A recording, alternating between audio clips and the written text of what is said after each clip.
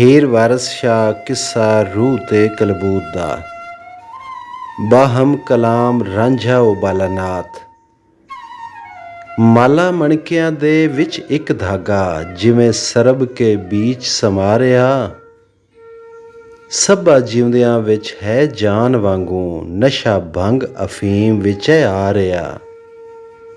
ਜਿਵੇਂ ਪਤਰੀ ਮਹਿੰਦੀਓਂ ਰੰਗ ਰਚਿਆ, ਤਿਵੇਂ ਜਾਨ ਮੈਂ ਜਾਨ ਰਚਾ ਰਿਹਾ। ਜਿਵੇਂ ਰਗਤ ਸਰੀਰ ਵਿੱਚ ਸਾਂਸ ਅੰਦਰ, ਤਿਵੇਂ ਜੋਤ ਮੈਂ ਜੋਤ ਵਿਖਾ ਰਿਹਾ। ਭਾਉ ਆਗਾਸ ਤੇ ਜੁਦ ਆਕਾਸ ਦੋਨੋਂ, ਅੰਤ ਚਿਤ ਆਗਾਸ ਮੈਂ ਲਾ ਰਿਹਾ। ਇਹ ਤਾਂ ਜੋਗ ਹੈ ਰਾਂਝਿਆ ਬਹੁਤ ਔਖਾ, ਜੋਗੀ ਜੱਟ ਨੂੰ ਖੜਾ ਸਮਝਾ ਰਿਹਾ। ਐਸ ਜੋਗ ਤੂੰ ਫਾਇਦਾ ਕਿਆ ਤੈਨੂੰ, ਐਵੇਂ ਮੁਫਤ ਕਿਉਂ ਮਗਜ਼ ਖਪਾ ਰਿਹਾ। ਵਾਰਸ ਬਣ ਕੇ ਖਰਚ ਕਿਉਂ ਮਗਰ ਲੱਗੋ, ਨਾਥ ਆਪਣਾ ਜ਼ੋਰ ਲਗਾ ਰਿਹਾ। ਈਜ਼ਨ ਜੋਗੀ ਆਖਦਾ ਰਾਂਝਿਆ ਗਵਾਰ ਜੱਟਾ, ਰਹੀ ਐਸ ਖਿਆਲ ਤੋਂ ਬਾਜ਼ ਮੀਆਂ। ਸਿਰ ਸਖਤੀਆਂ ਨਰਮੀਆਂ ਝੱਲਣੀਆਂ ਨੇ, ਨਹੀਂ ਦੱਸਣਾ ਦਿਲੇ ਦਾ ਰਾਜ਼ ਮੀਆਂ। ਜੋਗ ਜਿਉਂਦੀ ਜਾਨ ਮਰ ਜਾਵਣਾ ਈ, ਇੱਥੇ ਕੰਮ ਨਾ ਲਾੜ ਤੇ ਨਾਜ਼ ਮੀਆਂ।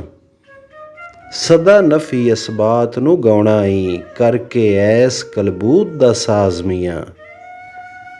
ਜ਼ਿਕਰ ਫਿਕਰ ਤੇ ਸ਼ੁਗਲ ਦੇ ਵਿੱਚ ਰਹਿਣਾ, ਹੂ ਦਾ ਨਿਤ ਆਵਾਜ਼ ਮੀਆਂ।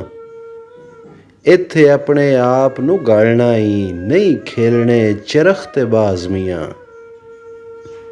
ਐਸ ਜੋਗ ਦਾ ਜਾਲਣਾ ਬਹੁਤ ਔਖਾ, ਰੰਗਾ ਰੰਗ ਦੇ ਸੋਜ਼ ਗੁਦਾਜ਼ ਮੀਆਂ। ਬਹਿਰ ਫਿਕਰ ਵਿੱਚ ਤੁਲਾ ਤਵਕਲੇ ਦਾ, ਵਾਰਸ ਹਿਰਸ ਦਾ ਰੋੜ ਜਹਾਜ਼ ਮੀਆਂ। ਮਕੂਲਾ ਸ਼ਾਇਰ ਜੋਗੀ ਹੋ ਲਾਚਾਰ ਜਾਂ ਮਿਹਰ ਕੀਤੀ, ਤਦੋਂ ਚੇਲਿਆਂ ਬੋਲੀਆਂ ਮਾਰੀਆਂ ਨੀ। ਜਿੱਬਾਂ ਸਾਣ ਚੜ੍ਹਾਈ ਕੇ ਗਿਰਦ ਹੋਏ, ਜਿਵੇਂ ਤਿੱਖੀਆਂ ਤੇਜ਼ ਕਟਾਰੀਆਂ ਨੀ। ਦਿਨੇ ਬਣਨ ਅਧੂਤ ਗੁਰਦੇਵ ਜੋਗੀ, ਕਰਨ ਰਾਤ ਨੂੰ ਬਹੁਤ ਖੁਆਰੀਆਂ ਨੀ। ਵਿੱਚ ਨਰਕ ਦੇ ਹੋਸੀ ਵਾਸ ਹੋਣਾ, ਜਿਨ੍ਹਾਂ ਭਰੀਆਂ ਐਬ ਥੀ ਖਾਰੀਆਂ ਨੀ। ਵੇਖ ਰੰਗ ਸੋਹਣਾ ਮੁੰਡੇ ਜੱਟ ਵਾਲਾ, ਜੋਗ ਦੇਣ ਦੀਆਂ ਕਰਨ ਤਿਆਰੀਆਂ ਨੀ।